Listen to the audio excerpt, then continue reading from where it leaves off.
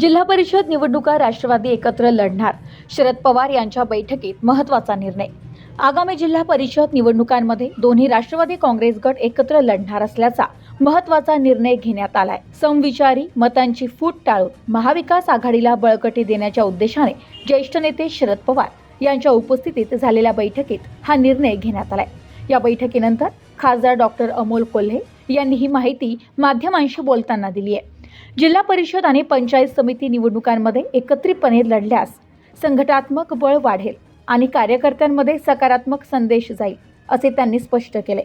राज्यातील बदलत्या राजकीय परिस्थितीत समविचार पक्षांनी एकत्र येणे गरजेचे असून स्थानिक स्वराज्य संस्थांच्या निवडणुकांमध्ये मतांची विभागणी टाळणे हा या निर्णयामागील मुख्य उद्देश असल्याचेही डॉक्टर अमोल कोल्हे यांनी सांगितले.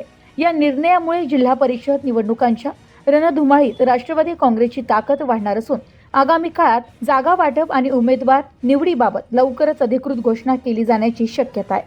Bureau report, news today 24, Ahilyanagar.